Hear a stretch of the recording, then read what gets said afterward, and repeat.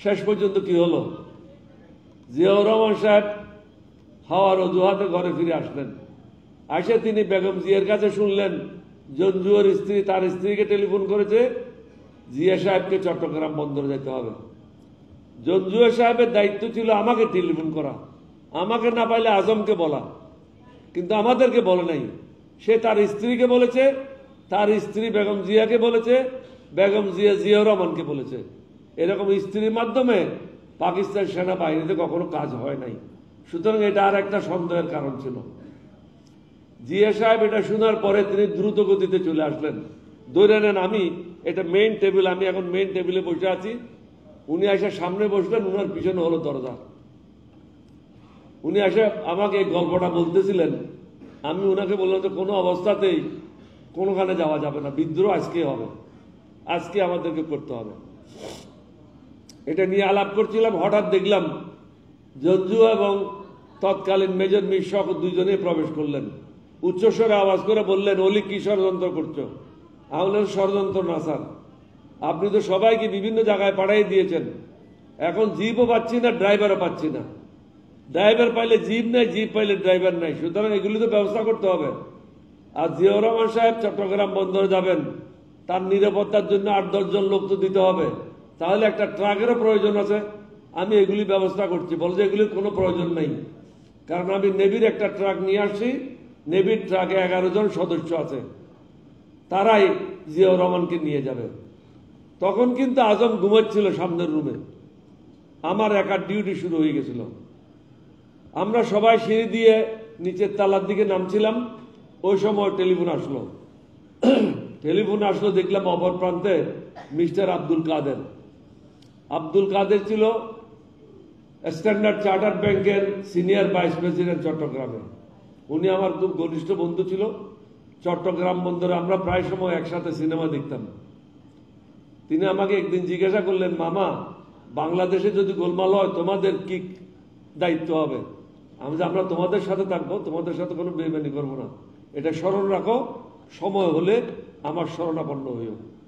তখন দেখলাম যে টেলিফোনে ও বললো যে মামা, ঢাকাতে গোলমাল শুরু হয়ে গেছে, আমার এক বন্ধু আসছে, আর্মি যখন কোনো অপারেশনে যায় এই গাধাগুলি বলছে যে বিডিআর এর মাধ্যমে পিআর এর মাধ্যমে চট্টগ্রামে খবর দিয়েছে, এই গাধাগুলি জানেও না আর্মি যখন অপারেশন করে আর্মি সর্বপ্রথম গুরুত্বপূর্ণ স্থাপনাগুলি তাদের নিয়ন্ত্রণে নিয়ে নেয়।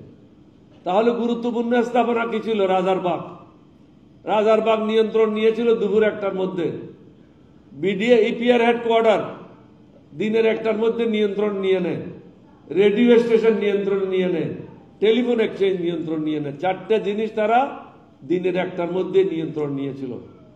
এটা আমাকে নিশ্চিত করলো কাদের, এবং বলল সন্ধ্যার অন্ধকারে সেনা দলেরা ভারী অস্ত্রশস্ত্রে সজ্জিত হয়ে ঢাকা বিশ্ববিদ্যালয়ে প্রবেশ করছে এবং গোলাগুলি করছে এলোপাতারি। আমার লোকটা সচক্ষে দেখছে, এখন তোমরা কি করবে? তা বললো, তুমি আওয়ামী লীগের সব নেতাদেরকে বলে দাও আমরা বিদ্রোহ করব। আমি দৌড়ে নিচে আসলাম, জিয়াউর রহমানকে এই কথাগুলি বলবো। ধরেন এটা ট্রাক, এদিকে মুখ করে ট্রাকটা দাঁড়িয়ে আছে, জিয়াউর রহমান সাহেব ট্রাকে উঠার জন্য প্রস্তুতি নিচ্ছেন, এই পাশে শওকত সাহেব দাঁড়ানো, আমি যেখানে দাঁড়ানো এখানে জঞ্জুয়া সাহেব দাঁড়ানো, এই পাশে খালি। আমি এসে এই পাশে দাঁড়ালাম। কয়েক সেকেন্ডের মধ্যে জিয়াউর রহমান সাহেব ট্রাকে উঠে যাবেন।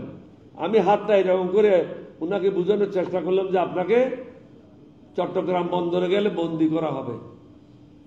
উনি আমাকে ইশারা করে বললেন, কিছু থাকলে লিখে দাও। আমি ওনাকে বললাম যে সময় নাই। জঞ্জুয়া সাহেব লক্ষ্য করলেন যে আমি হাত একটার উপরে একটা দিয়ে ঘষাঘষি করছি। তিনি আমাকে বললেন যে অলি, হাতে কি করছো? আমি স্যার মশা তাড়াচ্ছিলাম।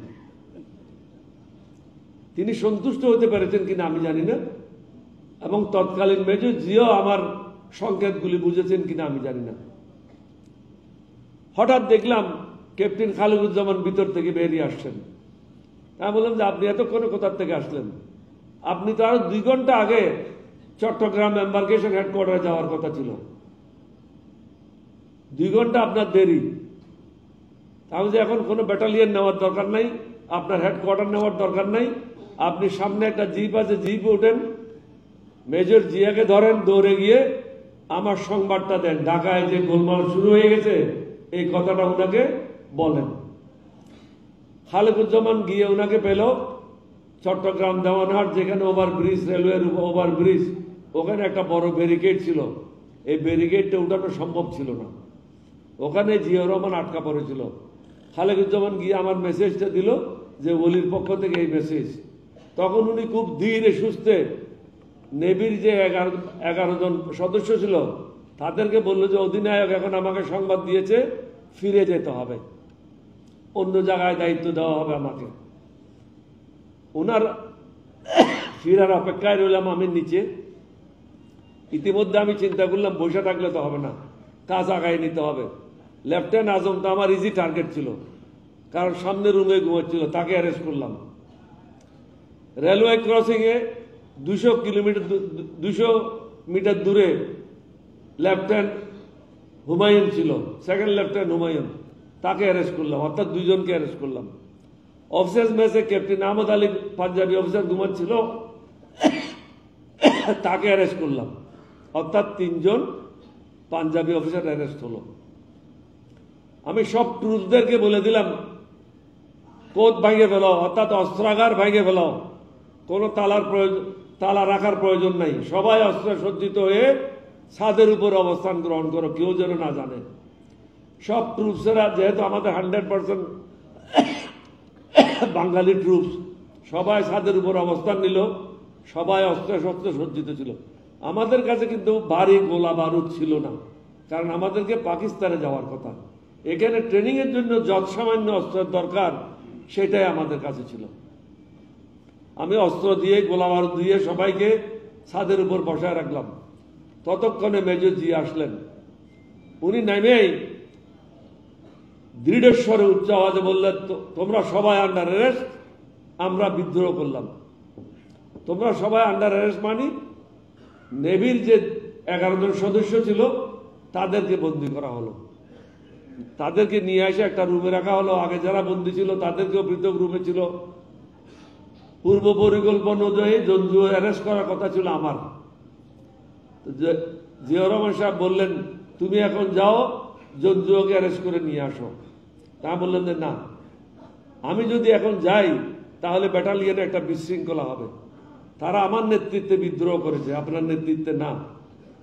এবং কে কোথায় আছে নাই আপনি জানেন না, আমি কাকে কোথায় বসায় রাখছি আমি নিজে জানি। আমি আপনাকে আনুষ্ঠানিকভাবে ব্যাটালিয়ন হস্তান্তর করব, আপনি অধিনায়ক হবেন।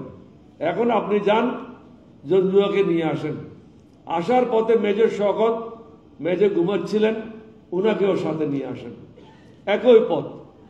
জঞ্জুয়া সাহেবকে তিনি প্রথমে অ্যারেস্ট করলেন, অ্যারেস্ট করে আসার পথে মেজর শওকতকেও সাথে নিয়ে আসলেন।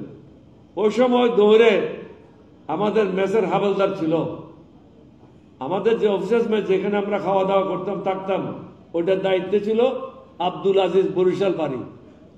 ও এসে বলল, স্যার আমাদের মেসের উল্টা দিকে ইপিআর ম্যাচ ছিল।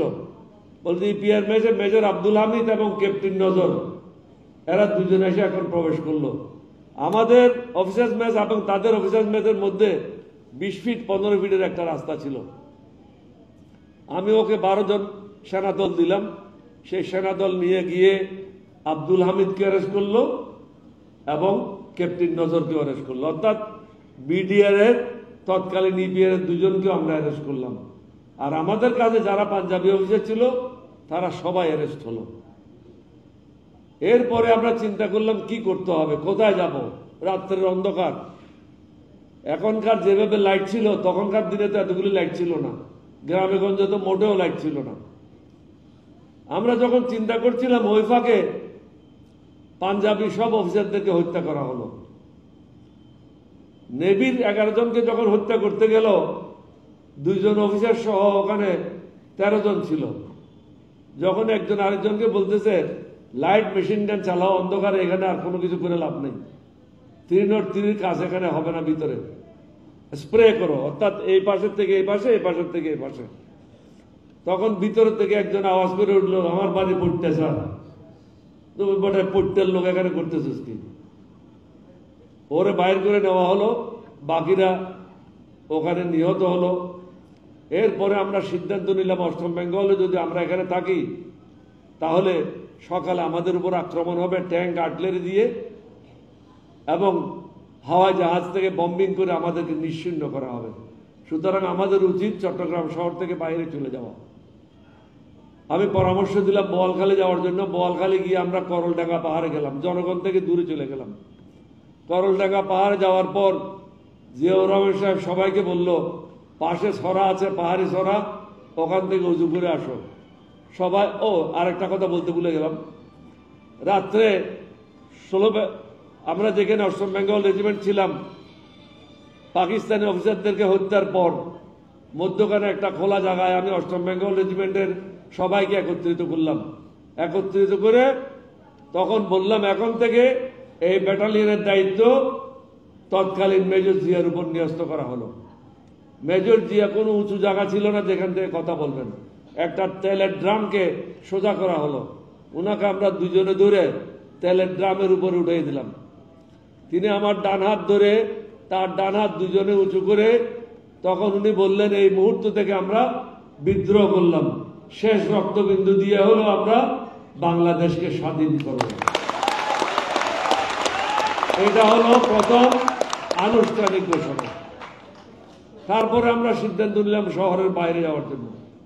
বাইরে গেলাম, শপথ বাক্য পাঠ হলো। দুপুরবেলা শুধু টমাটোর চাটনি দিয়ে গরম গরম ভাত গ্রামের লোকেরা আমাদেরকে দিল, খেলাম। আমার উপর দায়িত্ব হলো সেনা দলকে বিভক্ত করে বিভিন্ন জায়গায় দায়িত্ব বন্টন করা। তৎকালীন মেজর শওকতের নেতৃত্বে চট্টগ্রাম বন্দর, ক্যাপ্টেন খালিদুজ্জামানের নেতৃত্বে চকবাজার, শমশের মুবির নেতৃত্বে মেডিকেল কলেজ এরিয়া।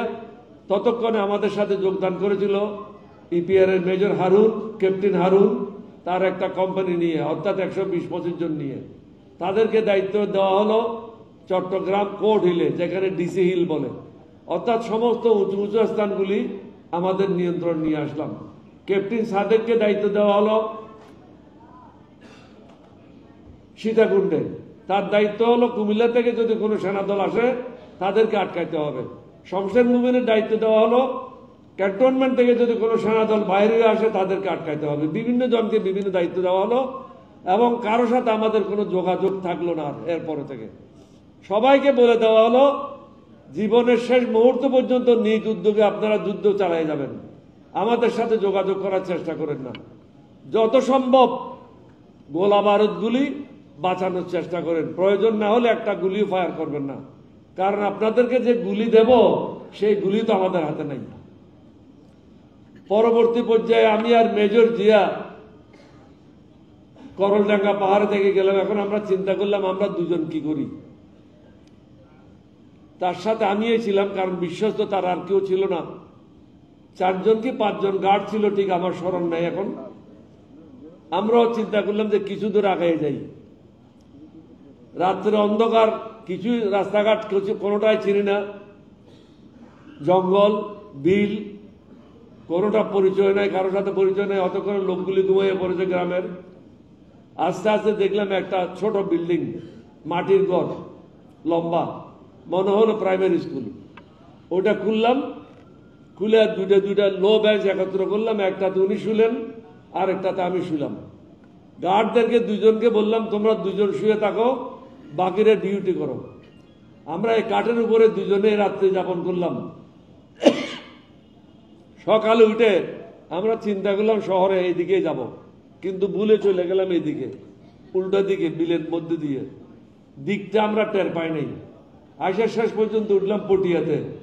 পটিয়াতে উঠার পর একজন লোক আসলো, জনাব মাহমুদ, 6 ফিট 2 ইঞ্চি লম্বা। অনেক লম্বা স্টোরি, এটা বলতে যাব না। উনি আসা জিজ্ঞাসা করলেন, আমি ক্যাপ্টেন ওলিকে তালাশ করছি। আমি বলি, কেন? আমাদের কাঁধে কিন্তু কোনো ব্যাজ ছিল না, এগুলো আমরা ফেলাই দিয়েছিলাম রাত্রে, শুধু খাকি কাপড় ছিল। মেজর জিয়া উল্টো দিকে বসা ছিল মূল চেয়ারে, ওসির সামনের সিট আমি ছিলাম। মাহমুদকে নিয়ে আমি বারান্দায় গেলাম, জিজ্ঞাসা করলাম, তুমি ক্যাপ্টেন ওলিকে কেন তালাশ করছো? বলছে, উনি এখানে লোকাল লোক, সে যদি স্বাধীনতা ঘোষণা করে তাহলে চট্টগ্রাম লোকেরা লাফাইয়ে পড়বে। তাহলে শুধু চট্টগ্রামের লোকেরা লাফাইয়ে পড়লে তো হবে না, সমগ্র বাংলাদেশের লোককে লাফাইয়ে পড়তে হবে। এখানে স্বাধীনতা ঘোষণা করবে মেজর জিয়া, বলছে উনি কোথায়? আমাদের ওই যে ভিতরে বসে আছেন, উনি স্বাধীনতা ঘোষণা করবেন।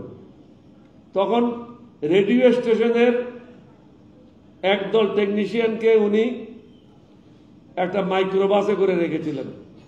তাদের মাধ্যমে চট্টগ্রাম রেডিও স্টেশন ছিল ট্রান্সমিটিং স্টেশন কালুরঘাটটা, ব্রডকাস্টিং স্টেশন ছিল আগ্রাবাদ, আগ্রাবাদে যাওয়া সম্ভব ছিল না। এই টেকনিশিয়ানদেরকে দিয়ে এই ট্রান্সমিটিং স্টেশনকে ব্রডকাস্টিং স্টেশনকে রূপান্তরিত করা হলো। আমি তখন বললাম আপনি মেজর জিয়াকে নিয়ে 4-5 গার্ড নিয়ে রেডিও স্টেশনে যান, আমি আর্মি হেডকোয়ার্টার সেট আপ করে বাকি ট্রুপসগুলি যারা আছে, এটা লটবহর নিয়ে তো সব যাওয়া যাবে না, তাদেরকে একটা হেডকোয়ার্টার স্থাপন করি। বোয়ালখালী ফুলতলা ক্যাম্পে এসে ফুলতলা প্রাইমারি স্কুলে প্রথম আর্মি হেডকোয়ার্টার সেট আপ করি এবং ওখানে সবাইকে দায়িত্ব দিয়ে আমি রেডিও স্টেশনে যাই। ততক্ষণে দেখি উনি যে ব্রডকাস্ট যেটা করবেন উনি স্ক্রিপ্টটা তৈরি করেছেন। আমি স্ক্রিপ্টের মধ্যে 2টে সংশোধনী দিলাম, তিনি ওটা রাজি হলেন। ওই সংশোধনী সহ তিনি বাংলাদেশের স্বাধীনতা ঘোষণা করলেন 27শে মার্চ সন্ধ্যার সময়। এখানে কোনো কারো সন্দেহ থাকার কথা না। আওয়ামী লীগেরা তখন কোথায় ছিল? গর্তের মধ্যে ঢুকেছিল, যুদ্ধের মাঠে তারা ছিল। পুরো 9 মাস যুদ্ধে একটা লোকের নাম বলেন যে যুদ্ধে অংশগ্রহণ করেছে? ছাত্রলীগের ছেলেরা ছিল, যুবলীগের ছেলেরা ছিল, কিন্তু নেতারা সবাই হেমা মালিনীর সিনেমা দেখছিল ক্যালকাটাতে। তারা যুদ্ধে ছিল না। তারা কে মন্ত্রী হবে কে মন্ত্রী হবে না, কে কোন পদ পাবে এটা নিয়েই ক্যালকাটা থিয়েটার রোডে ধ্যান দরবার করছিল। সুতরাং মুক্তিযুদ্ধের সাথে তাদের কোনো সম্পর্ক নেই। অন্যদিকে শেখ মুজিব কি করলো? স্ব উদ্যোগে শতপ্রণোদিত হয়ে পাকিস্তানিদের কাছে আত্মসমর্পণ করলো। আমি পিএইচডি করেছি, থিসিস করেছি। থিসিস তো বই লেখা না, এখন তো অনেকে বই লিখতেছে, ডালিমের বই, হালিমের বই, অমুকের বই, সমুকের বই, ওখানে তো মনের মাধুরী মিশিয়ে আপনি লিখতে পারেন। পিএইচডি থিসিসে মনের মাধুরী মিশিয়ে একটা শব্দও লেখা যাবে না। এখানে আরো অনেক ঘটনা আছে। আমরা কক্সবাজার গিয়েছিলাম এক রাত্রের জন্য। কেন গিয়েছিলাম এটা বলতে গেলে আরো লম্বা ঘটনা, পুরো ঘটনার মোড় ঘুরে যায়, আমাদের প্ল্যান ফেল হয়ে যায়, যার কারণে 30 তারিখ আবার আরেকটা ঘোষণা হয়। তখন জিয়াউর রহমান আর আমি রেডিও স্টেশনে গেলাম এবং ওখানে বলা হলো, I declare myself as a commander-in-chief of liberation forces and hand over the power to Sheikh Mujibur Rahman. Sheikh Mujibur রহমানকে ক্ষমতা হস্তান্তর করা হলো, তিনি প্রধান সেনাপতি হিসেবে দায়িত্ব গ্রহণ করলেন। ওখান থেকে আসার পর উনাকে বললাম সবকিছু ভালো, আপনি দিক নির্দেশনা জাতিকে দিয়ে দিলেন, বিদেশিরাও জানা গেল, সকল বেঙ্গল রেজিমেন্ট জানলো, ইপিআর জানলো, পুলিশে জানলো, ছাত্র জনতা জানলো, বাংলাদেশের জনগণ জানলো, কিন্তু অস্ত্র কোথায়, গোলা বারুদ কোথায়? আমাদের যে অস্ত্র গোলা বারুদ আছে 1-2 দিনের বেশি তো যুদ্ধ করা যাবে না। তিনি বলেন যে কি করা যায়? আমি যে আপনাকে আমি 2টা হাফ টন ট্রাক দেব, 30 জন স্ট্রং সোলজার দেব, আপনি এগুলি নিয়ে রামগড় চলে যান, ভারতের সাথে যোগাযোগ করেন, বিএসএফ এর সাথে যোগাযোগ করে প্রাথমিক পর্যায়ে অন্তত 303 গুলি আমাদের জন্য ব্যবস্থা করেন, ওয়েলনেস সেটের ব্যবস্থা করেন। তিনি রামগড়ে আসলেন, রামগড় পোস্ট অফিসের দোতলায় তিনি থাকতেন। এর আগের থেকে আরো একজন অফিসার তিনি নিজের জায়গা থেকে পলায়ে ওই জায়গায় আশ্রয় নিয়েছিলেন, আমি এখন নাম বলতে চাই না। যে রহমান সাহেব ওখানে থেকে বিএসএফ এর সাথে ধ্যান দরবার করে কিছু গোলা বারুদের ব্যবস্থা করেছিল, অস্ত্রের ব্যবস্থা করেছিল, 2টা ওয়েলনেস সেটের ব্যবস্থা করেছিল। একটা ওয়েলনেস সেট ছিল ওনার সাথে, আর একটা ওয়েলনেস সেট ছিল আমার সাথে। তারপরে তো যুদ্ধ শুরু হয়ে গেল, অনেকগুলি যুদ্ধে আমি অংশগ্রহণ করলাম, প্রায় 12টা যুদ্ধে অংশগ্রহণ করলাম। সর্বশেষ যুদ্ধ আমি করেছি চাঁদগাজিতে। পাকিস্তানের একটা ব্রিগেড ছিল আমার উল্টো দিকে, একটা ব্রিগেডের সাথে সারাদিন আমি যুদ্ধ করি, আমার অনেক লোক হতাহত হয়েছিল। আমি বিশেষ করে চাঁদগাজি যুদ্ধ এবং মিরেশ্বরী যুদ্ধের জন্য বীর বিক্রম খেতাব পাই।